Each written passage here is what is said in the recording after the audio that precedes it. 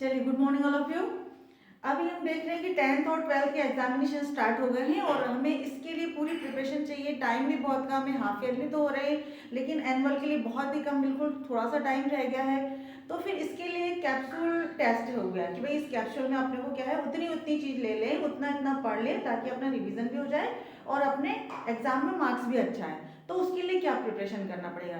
तो उसके लिए प्रिपरेशन ऐसे करना है कि बस वही वही प्रपोजिशन पढ़े, वही वही डिटरमाइनर्स पढ़ ले, वही वही टेंसेस के नेगेटिव इंट्रोगेटिव पढ़ ले ताकि अपना रिवीजन हो जाए कि भाई 5-6 सालों में जो भी पेपर आए हैं किस प्रकार के आए हैं, किस प्रकार का हमें इसे फिलअप करना है, ये इसके थ्रू देख सकते हैं ना।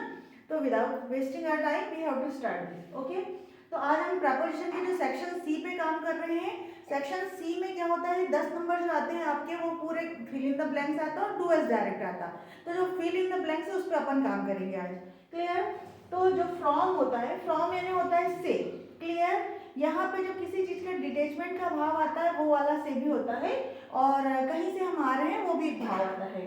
अपॉन, अपॉन मतलब किसी चीज पर से हम जा रहे हैं, किसी चीज से क्रॉस कर रहे हैं, वहां अपन अपॉन पर होता है। यहाँ पे मैं सब कुछ लिखवा देती हूँ ताकि आपको आदत पड़ेगी। पर है ना, पर।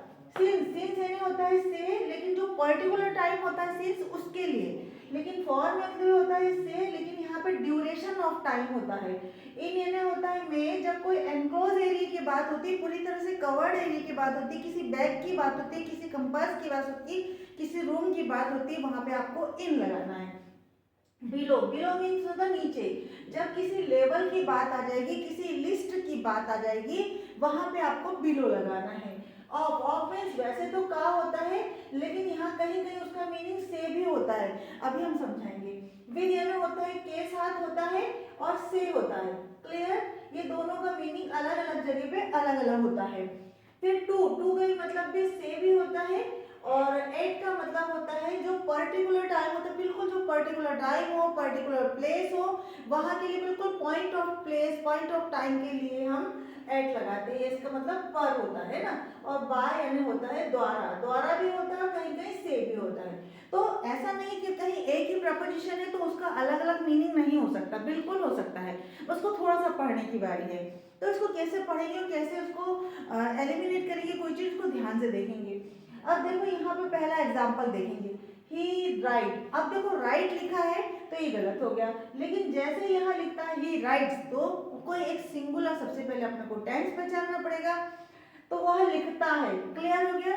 सिंपल प्रेजेंट टेंस का सेंटेंस है, लेकिन अभी अपन टेंस नहीं पढ़ रहे हैं तो अपने को किस पर फोकस करना पड़ेगा? प्रपोजिशन पे।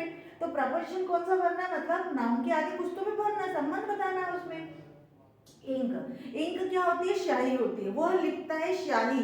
तो अपने को दिमाग में हमेशा ये आएगा कि मैम विद कर दो से, बिल्कुल नहीं, क्योंकि अगर यहाँ स्याही है तो यहाँ हमें भरना पड़ेगा इन।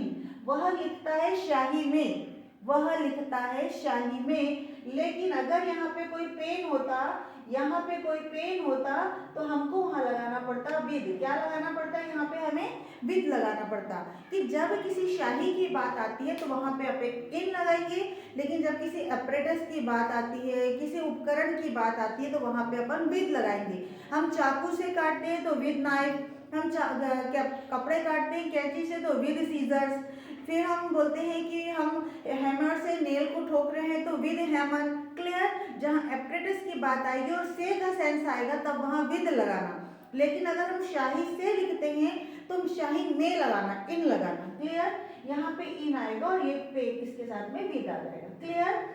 आगे देखेंगे, a lion can be compared, a lion can be compared, lion का कंपेयर किया जा सकता है, किससे किया जा सकता है?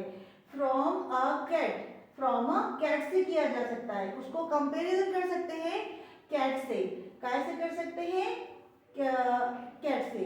अगला देखेंगे, a cat jumped, a cat jumped, cat क्या हो रही है? कूद रही है। सपोज भाई यहाँ पे कोई कैट है, ये वाली कोई कैट है और यहाँ पे कोई चूहा है ना, ये चूहा है, तो फिर क्या होगा? इसके ऊपर ये जंप करेगी ना, इस तरह से एकदम ऐसे जैसे झपटा मारेगी ना, एक पॉन्च होता है ना, वो झपटा मारेगी तो क्या करेगी? उसके ऊपर से आएगी, तो भले ही वो लेवल है किसी का लेकिन उसमें झपटा मारी, उधर से दूसरे मोमेंट कर रही है अपॉन लगाएंगे, अप, ऑन अकेला नहीं आएगा, अप ऑन आएगा। लेकिन अगर कोई चीज रखी हुई है सरफेस पर तब हम यहाँ पे ऑन लगाएंगे, तब हम यहाँ पे इसके लिए ऑन लगाएंगे। लेकिन अगर कोई चीज मोमेंट कर रही है इस तरह से झपटा मारते हुए तो वहां पे अपन अपॉन लगाएंगे, या तो अपन यहाँ ऑन लगाएंगे या फिर अपन यहाँ पे ऑन टू लगाएंगे, दोनों यहाँ पे सही है। क्लियर? अगला देखेंगे, हिज मदर डायड, उसकी मम्मी की मतलब जो शांत हो गई मृत्यु। लेकिन यहाँ पे देखो कॉलरा और निमोनिया, यानी जब किसी बीमारी से कोई मरता है, किसी लंबी बीमारी से या किसी बीमारी हो जाने से मरता है, तो वहां पे हम ऑफ प्रपोजिशन लगाते हैं, वहां हम क्या लगाएंगे, ऑफ प्रपोजिशन लगाएंगे। क्लियर? लेकिन यदि कोई हमारे राष्ट्र के लिए शहीद होता है तो हम वहां पे फॉर लगाएंगे। जैसे हम बोलेंगे ना, आर्मी पर्सन हैज डायड, शहीद हो गया, तो हम बोलेंगे फॉर नेशन, नेशन के लिए। तो नेशन के लिए, राष्ट्र के लिए, किसी अच्छे काम के लिए, कोई क्रांतिकारी है, वहां पे हम उसके लिए फॉर लगाएंगे। क्लियर? दोनों की मृत्यु है लेकिन वहां पे हम उसको हिंदी में भी तो शहीद बोलते हैं और दूसरे के लिए बोलते हैं कि वो पास्ट अवे। क्लियर? तो जहाँ नेशन के लिए बात आएगी तो वहाँ पे फॉर लगाएंगे, लेकिन किसी बीमारी से खत्म हो जाता है वहाँ पे अपन ऑफ लगाएंगे। लेकिन वहीं पे अगर कोई फीवर वगैरह हो गया, नॉर्मल 1-2 दिन व्यक्ति फीवर रहा, बीमार रहा, तो वहाँ पे हम उसे फीवर कहेंगे कि यदि वो बीमार है, किसी चीज से बीमार है, सफर कर रहा है, तो हम उसे फ्रॉम कहेंगे। क्लियर? वो सफर कर रहा है हाई फीवर से, हाई फीवर से मतलब वो कभी कर रहा है या हो रहा है उसको, तो फिर अपन फ्रॉम लगाएंगे। क्लियर? यहाँ पे कोई प्रॉब्लम नहीं आएगी। लेकिन आई अग्री विद यू, मैं तुमसे अग्री हूँ, मैं तुम्हारे साथ अग्री हूँ या तुमसे अग्री हूँ, तो यहाँ पे विद लगाएंगे। लेकिन अगर यहाँ पे ऐसा होता, आई अग्री योर प्रपोजल, तुम्हारा प्रपोजल हो गया या तुम्हारा कोई डिसीजन हो गया, इनसे यदि अग्री है तो यहाँ पे आपको टू लगाना पड़ेगा। लेकिन यहाँ तो आप फिजिकली किसी से अग्री हो ना कि ठीक है आप सही हो तो मैं भी सही हूँ, ठीक है ना, ऑन द पॉइंट, इस पॉइंट में मैं तुमसे सहमत हूँ, तब आपको विद लगाना है। लेकिन अगर हमको इसके प्रपोजल से, इसकी किसी डिसीजन से सहमत है तो अपने को टू लगाना पड़ेगा। क्लियर? आगे बढ़ जाते हैं। His father goes to Delhi, उसके पिताजी दिल्ली जाते हैं, उसके पिताजी दिल्ली जाते हैं। कैसे जाते हैं? तो ट्रेन से जाते हैं। तो ट्रेन हो गया, किसी भी प्रकार का व्हीकल हो गया, ट्रेन हो गया, बस हो गया, कार हो गया, किसी से भी जब जा रहा है व्यक्ति तो अपन को वहां पे बाय लगाना है।